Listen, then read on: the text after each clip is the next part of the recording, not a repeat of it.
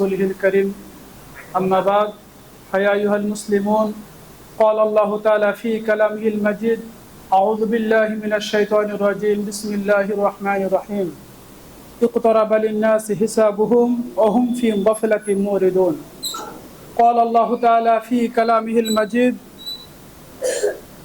إن وعد الله الحق فلا تغرنكم الحياة الدنيا ولا يغرنكم بالله الغرور قال رسول الله صلى الله عليه وسلم أكثر ذكرى هذه من لذات الموت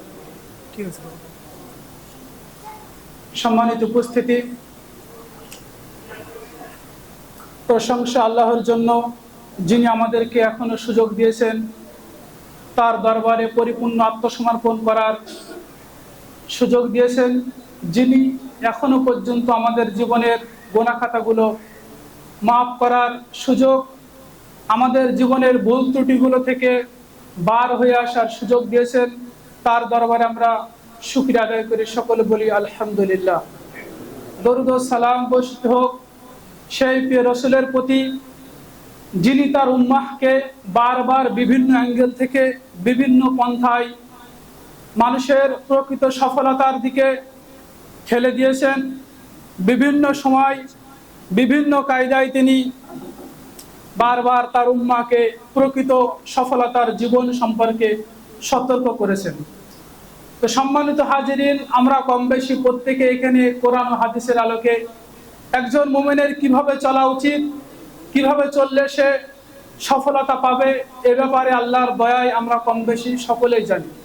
তবুও মানুষের ফিতরাতগত বৈশিষ্ট্য হচ্ছে সৃষ্টিগতভাবে দুনিয়ার প্রতি আমাদেরকে ঝোঁক দিয়ে, ভালোবাসা দিয়ে, লালসা দিয়ে আমাদেরকে সৃষ্টি করা হয়েছে।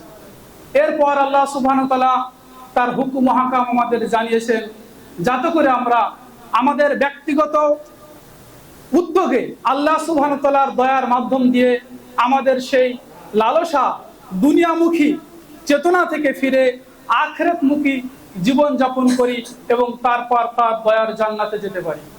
তো সম্মানিত হাজিরিন, আল্লাহ সুবহানাহু ওয়া তাআলা বলেছেন ওয়াযাক্কির ফাইন্না যিকরা তানফাউল মুমিনিন, হে নবী আপনি মানুষদেরকে উপদেশ দিন, নিশ্চয় তানফাউল মুমিনিন, এই উপদেশ মুমিনদের কল্যাণে আসে।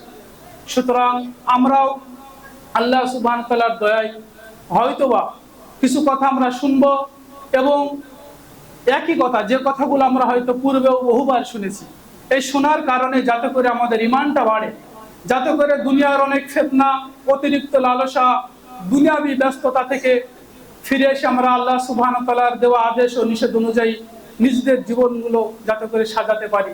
এই কারণে আল্লাহ সুবহানাহু ওয়া তাআলার দয়ায় আমরা কিছু কথাবার্তা শুনবো।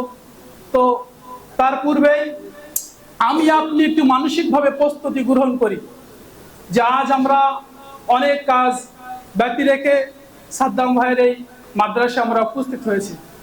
আমরা কিছু কোরআন ও হাদিসের আলোকে কথা শুনেছি, শুনছি আর শুনবো। এখান থেকে বাড়িতে যাওয়ার পূর্বেই আমার আপনার ঈমানি অবস্থান বাড়িতে থাকার সময় যেমন ছিল, এখানে আসার পর 1, 2, 3, 4 ঘন্টা যা আমরা সময় এখানে ব্যয় করলাম, এখানে অনেক মানুষের সাথে সাক্ষাৎ হলো, এর কারণে আমার আপনার ঈমানের অবস্থা একটু যদি ঊর্ধ্বমুখী না হয়, কোয়ালিটি পূর্ণতা যদি আরো বেশি না পাই, তাহলে কিন্তু আমাদের এই আসা যাওয়া তেমন বেশি সফলতা বয়ে আনবে না।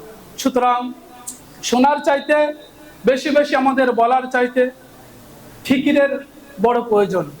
কারণ ইউটিউবের মাধ্যম দিয়ে বিভিন্ন পন্থায় আমরা কোরআনের আয়াত ও হাদিস আমাদের কর্ণপাত হচ্ছে, কিন্তু সেই কথাগুলো আমাদের হৃদয় পর্যন্ত পৌঁছাচ্ছে না, যার কারণে আমাদের জীবনের কোনো পরিবর্তন ঘটছে না। সুতরাং সম্মানিত হাজিরিন, আমরা আল্লাহ সুবহানাহু ওয়া তাআলার কাছে প্রার্থনা করি যেন আমাদের রব আমাদের হৃদয়ে ওই চেতনা দেয়, যে চেতনার মাধ্যম দিয়ে আমাদের ঈমানগুলো জাগ্রত হবে, পুনরায় আমরা একটা শক্তি অর্জন করব, আমাদের লাইফের দিকে আমরা ফোকাস করব, আমাদের জীবনের ভুল ত্রুটিগুলো আমরা সংশোধন করার উদ্যোগ নেব। সেই চেতনা আমরা যাতে করে পাই আল্লাহ সুবহানাহু ওয়া তাআলার কাছে আমরা প্রার্থনা করি, সকলে বলি আল্লাহুম্মা আমিন। সম্মানিত উপস্থিতি, আল্লাহ সুবহানাহু ওয়া তাআলা সূরা আম্বিয়ার 1 নম্বর আয়াত ইরশাদ করেছেন ইকতারাবা লিন-নাসি হিসাবুহুম ওয়া হুম ফি গাফলাতিন মুরিদুন। আল্লাহ সুবহানাহু ওয়া তাআলা বললেন বাস্তব একটি কথা, ইকতারাবা লিন-নাসি হিসাবুহু